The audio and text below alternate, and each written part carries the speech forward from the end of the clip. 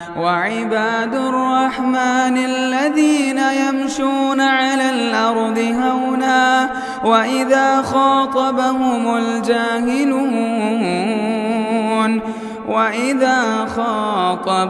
الجاهلون قالوا سلاما. السلام علیکم ورحمۃ اللہ وبرکاتہ. الحمد للہ رب العالمین والصلاة والسلام علی سید الانبیاء والمرسلین اما بعد. اللہم صلی علی محمد وعلی آل محمد کما صلیت علی ابراہیم وعلی آل ابراہیم انک حمید مجید. اللہم بارک علی محمد وعلی آل محمد کما بارکت علی ابراہیم وعلی آل ابراہیم انک حمید مجید. محترم سامعین اور محترم محسلین کرام، کل ہم لوگوں نے نبی صلی اللہ علیہ وسلم کے اوپر جس طرح سے مظالم ہوئے، ظلم و ستم کیے گئے، ان کے بارے میں کچھ سنے اور جانے، اور اس کے بعد ہم لوگوں نے یہ بھی دیکھا اور یہ بھی سنا کہ کس طرح سے نبی صلی اللہ علیہ وسلم کی دعوت کو روکنے کے لیے اور آپ کے مشن کو ختم کرنے کے لیے ان مشرکین مکہ نے آ کر کے حضرت ابو طالب کے پاس آ کر کے آپ صلی اللہ علیہ وسلم کو مار ڈالنے کی طرح کی باتیں کی، اور آپ کے بارے میں آ کر کے ابو طالب کے پاس بارہا یہ کہا کہ میرے حوالے کر دو، اگر نہیں کرو گے تو طرح کی دھمکیاں ان لوگوں نے دی. آج ہم لوگ جانتے ہیں کہ کس طرح سے حضرت حمزہ رضی اللہ عنہ اور حضرت عمر رضی اللہ عنہ نے اسلام قبول کیے. سب سے پہلے دیکھیے کہ اس سے پہلے کچھ مظالم ہوتے ہیں جو نبی صلی اللہ علیہ وسلم کے چچا حضرت حمزہ رضی اللہ عنہ دیکھ رہے ہوتے ہیں. ایک دن نبی صلی اللہ علیہ وسلم کے اوپر عتیبہ نے یہ ٹھان لیا کہ آپ کے اوپر ظلم و ستم کریں گے اور آپ کو پریشان کریں گے. اس کے لیے انہوں نے نبی صلی اللہ علیہ وسلم کو ایک دن آپ پر تھوک دیا، جو تھوک نبی صلی اللہ علیہ وسلم پر نہیں لگی. آپ صلی اللہ علیہ وسلم نے ان کے خلاف بد دعا کی کہ یا اللہ تو اپنے کتوں میں سے ایک کتے کو ان پر مسلط کر دے. اور ایسا ہوا، آپ صلی اللہ علیہ وسلم کی بد دعا لگی، اور یہ شخص شام کے سفر میں جاتا ہے اور وہاں پر دیکھتا ہے کہ سونے کے وقت جہاں پر ان لوگوں نے پڑاؤ ڈالا تھا، سونے کے وقت ایک شیر نے چکر لگایا، جس سے عتیبہ ڈر گیا اور وہ گھبرا گیا کہ نبی صلی اللہ علیہ وسلم کی وہ بد دعا انہیں یاد آ گئی کہ محمد نے جو بد دعا کیے تھے، آج لگتا ہے کہ یہ شیر مجھے کھا جائے گا. اسی ڈر سے احتیاط کے طور پر ان لوگوں نے عتیبہ کو سب سے بیچ میں سلایا تاکہ اگر شیر آئے تو حملہ اس پر جلدی سے نہ کر سکے. لیکن اللہ رب العالمین کو یہ کام کرنا تھا. ہوا یوں کہ بیچ میں سلانے کے باوجود بھی شیر ان کے سو جانے کے بعد آتا ہے اور اسی پر جا کر کے حملہ کرتا ہے اور اسے ہلاک کر دیتا ہے. یہ نبی صلی اللہ علیہ وسلم کی بد دعا ان پر لگی. اسی طرح سے نبی صلی اللہ علیہ وسلم کے اوپر جو ظلم و ستم کیے گئے، ان میں سے ایک یہ ظلم تھا. صحیح بخاری کی روایت ہے کہ عروہ بن زبیر کہتے ہیں عبداللہ بن عمرو بن عاص سے کہ نبی صلی اللہ علیہ وسلم پر جتنے بھی ظلم و ستم کیے گئے ہیں، ان میں سے سب سے سخت ترین ظلم کو آپ ذرا تفصیل سے بتائیے. تو وہ کہتے ہیں کہ نبی صلی اللہ علیہ وسلم ایک دن آپ صلی اللہ علیہ وسلم خانہ کعبہ میں تھے کہ آپ صلی اللہ علیہ وسلم کے اوپر آ کر کے عقبہ بن ابی معیط نے آپ کے گردن میں چادر ڈال کر کے آپ کے گلا گھونٹنا شروع کیا. تو اتنے میں حضرت ابو بکر صدیق رضی اللہ عنہ آئے، اور حضرت ابو بکر صدیق رضی اللہ عنہ انہوں نے آ کر کے چھوڑا کر کے کہا کہ اتقتلون رجلا ان یقول ربی اللہ، کیا تم ایسے شخص کو قتل کرتے ہو جو یہ کہتا ہے کہ ہمارا رب اللہ ہے، جو کہتا ہے کہ ایک رب ہے اور اسی کی عبادت کرو، ایسے شخص کو تم قتل کرنا چاہتے ہو؟ اور اس کے بعد نبی صلی اللہ علیہ وسلم کو وہاں سے بچا لے آئے. اب اس کے بعد نبی صلی اللہ علیہ وسلم کی نبوت کے 6 سال آتا ہے کہ حضرت حمزہ رضی اللہ عنہ ذی الحجہ کے مہینے میں اسلام قبول کرتے ہیں. اسلام قبول کرنے کی وجہ یہ ہے کہ ایک روز نبی صلی اللہ علیہ وسلم صفا پہاڑی کے پاس آپ صلی اللہ علیہ وسلم ہوتے ہیں کہ اتنے میں ابو جہل آتا ہے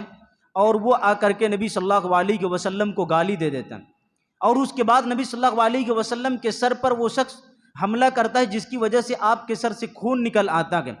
اور یہ سب کچھ دیکھ رہی تھی ایک عورت، اور وہ عورت حضرت حمزہ رضی اللہ عنہ ادھر سے شکار کر کے آ رہے تھے، آپ کے کمان بھی تھے، تو حضرت حمزہ رضی اللہ عنہ کو وہ عورت بتاتی ہے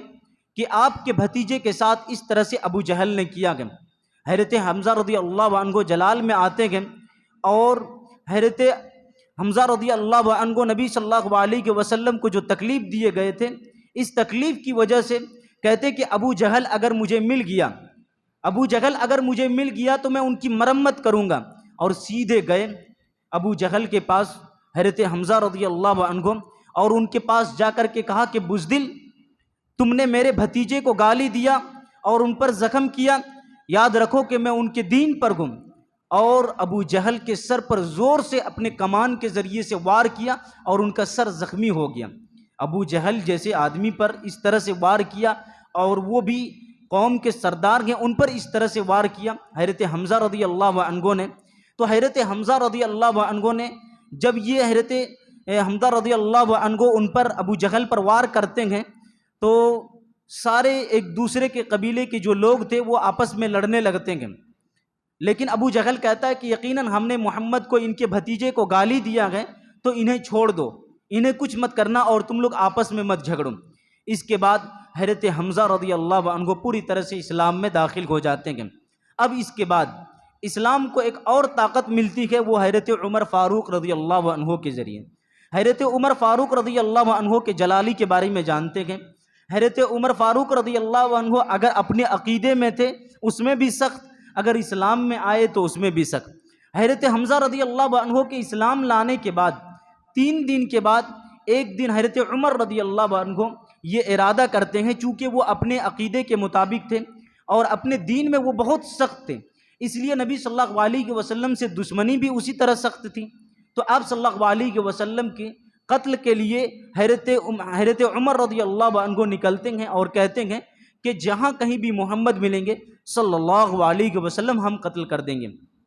نبی صلی اللہ علیہ وسلم کو قتل کرنے کے لیے نکلتے ہیں کہ بیچ میں ایک آدمی ان کو دیکھتا اور کہتا ہے کہ کس ارادے سے اور کہاں جا رہے ہو؟ کہا کہ محمد کو قتل کرنے کے لیے جا رہے ہیں۔ تو بیچ میں وہ شخص کہتا ہے کہ تم بنو ہاشم سے بچ سکو گے؟ انہیں قتل کر کے بنو ہاشم سے تم بچ سکو گے؟ پھر کہا کہ حضرت عمر رضی اللہ عنہ نے کہا کہ ایسا لگتا ہے کہ تم بھی بے دین ہو چکے ہو، اپنے باپ دادا کے دین کو چھوڑ چکے ہو۔ کہا کہ میری حالت چھوڑیے، آپ اپنے بہن اور بہنوئی کی حالت لے لیجئے کہ وہ بھی بے دین ہو چکے ہیں، محمد کی دین کو قبول کر چکے ہیں۔ اب نبی صلی اللہ علیہ وسلم کی طرف جا رہے تھے، وہاں سے راستہ انہوں نے رخ کو موڑ لیا اور اپنے بہن اور بہنوئی کے گھر کی طرف جانے لگے، اور جاتے ہوئے جب قریب پہنچتے گئے اپنے بہن کے گھر کے قریب تو انہیں آواز سنائی دیتی ہے۔ خباب بن ارت رضی اللہ عنہ تلاوت کرتے ہیں، پڑھا رہے ہوتے ہیں اور قرآن کو پڑھ رہے ہوتے ہیں، سورہ طٰہٰ کو پڑھ رہے ہوتے ہیں۔ تو حضرت عمر رضی اللہ عنہ نے ان کی دھیمی آواز سن لی۔ جب گھر میں دستک دیے اور داخل ہوئے تو خباب بن ارت رضی اللہ عنہ چھپ گئے، اور ان کی بہن سے حضرت عمر فاروق رضی اللہ عنہ پوچھتے ہیں کہ ذرا بتلائیے کہ تم لوگ کیا پڑھ رہے تھے، تم لوگ کیا پڑھ رہے تھے؟ ان کی بہن ڈر کے مارے کہتی کہ کچھ نہیں، یوں ہی ہم لوگ آپس میں بات کر رہے تھے۔ لیکن حضرت عمر فاروق رضی اللہ عنہ کہتے کہ ہم سن چکے ہیں تم لوگ قرآن پڑھ رہی تھی۔ تو ان کی بہن کہتی ہے کہ ہاں، اگر کوئی دین حق ہے اور اس دین کو ہم نے قبول کر لیا ہے تو تم کیا کرو گے؟ حضرت عمر فاروق رضی اللہ عنہ کی بہن اس طرح سے جب جواب دیتی ہے اور کلمہ شہادت پڑھ لیتی ہے، اور کلمہ شہادت کو پڑھنے کے بعد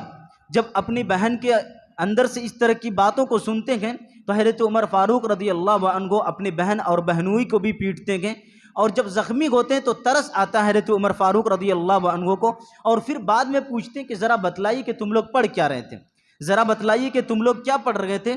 تو ان کی بہن لا کر کے سورہ طٰہٰ کو دیتی ہے کچھ آیتیں، اور حضرت عمر فاروق رضی اللہ عنہ پاک ہو کر کے سورہ طٰہٰ کی کچھ آیتوں کو پڑھتے ہیں، اور اس کے بعد حضرت عمر فاروق رضی اللہ عنہ کہتے ہیں کہ واللہ کیا عمدہ کلام ہے، کیا بہترین کلام ہے۔ حضرت عمر فاروق رضی اللہ عنہ کہتے ہیں کہ ذرا مجھے محمد صلی اللہ علیہ وسلم کا پتہ بتا دیجئے۔ حضرت محمد صلی اللہ علیہ وسلم کے بارے میں ان کے بہن بہنوئی بتاتے ہیں کہ فلاں جگہ میں گئے۔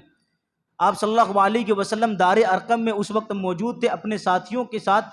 آپ صلی اللہ علیہ وسلم کے یہاں پہنچتے ہیں، لوگوں کے دروازے میں دستک دیتے ہیں، لوگ دیکھتے جھانک کر کے عمر رضی اللہ عنہ ہیں، تلوار بھی ساتھ میں ہیں،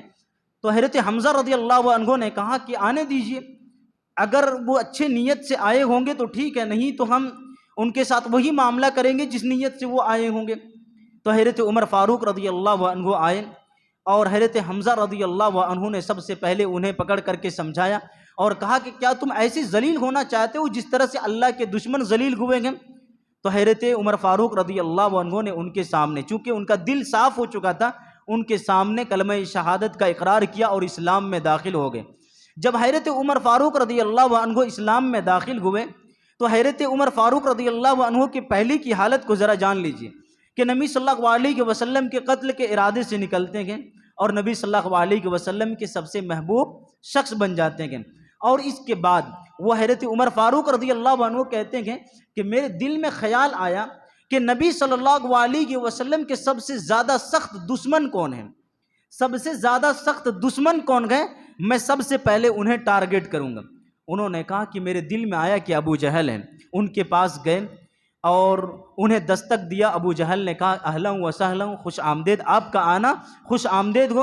حضرت عمر فاروق رضی اللہ عنہ نے ابو جہل کو کہا کہ دیکھو میں اپنے باپ دادا کے دین کو چھوڑ کر کے اسلام قبول کر چکا ہوں۔ ابو جہل کے پاس دیکھی کہ جس کسی نے بھی اسلام کو قبول کیا اور ان کی خبر آئی تو انہیں ڈر محسوس ہوتا تھا کہ لوگ اور ان کے قبیلے ان پر کہیں ظلم و ستم نہ کریں گے، لیکن عمر فاروق رضی اللہ عنہ اتنے جلالی تھے اور طاقتور اور ہمت والا تھے کہ حضرت عمر فاروق رضی اللہ عنہ ابو جہل کے سامنے یہ اقرار کرنے کے لیے اور بتانے کے لیے چل گئے کہ ہم نے اسلام قبول کر لیا ہے۔ حضرت عمر فاروق رضی اللہ عنہ جب اسلام قبول کر لیے تو صحیح بخاری کی روایت کے مطابق ابھی تک پردے میں مسلمان رہ رہے تھے اور اسی طرح سے چھپ چھپا کر کے اپنے اعمال کو انجام دے رہے تھے، لیکن جیسی حضرت عمر فاروق رضی اللہ عنہ نے اسلام قبول کیا، پردے سے باہر اسلام پردے سے باہر آیا اور ان لوگوں سے بدلے بھی لیے گئے جن لوگوں نے ظلم و ستم کیے تھے، اور جو کوئی بھی آنکھ اٹھا کر کے دیکھتے تھے تو حضرت عمر رضی اللہ عنہ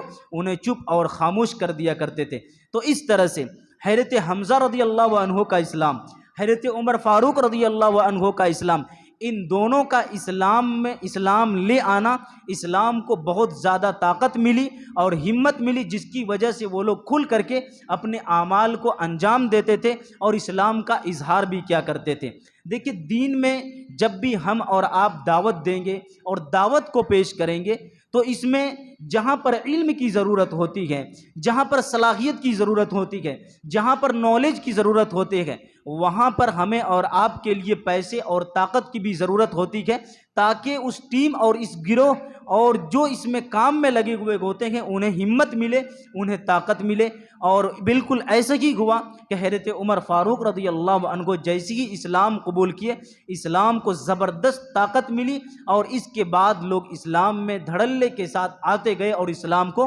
قبول کرتے گئے۔ اللہ رب العالمین سے دعا کرتے ہیں رب العزت ہم تمام لوگوں کو اسی اسلام کی دعوت کو لوگوں تک پہنچانے کی توفیق نصیب فرمائے۔ اللہ رب العالمین ہم تمام لوگوں کو اسلام پر قائم رکھے۔ آمین۔ وآخر دعوانا الحمد للہ رب العالمین۔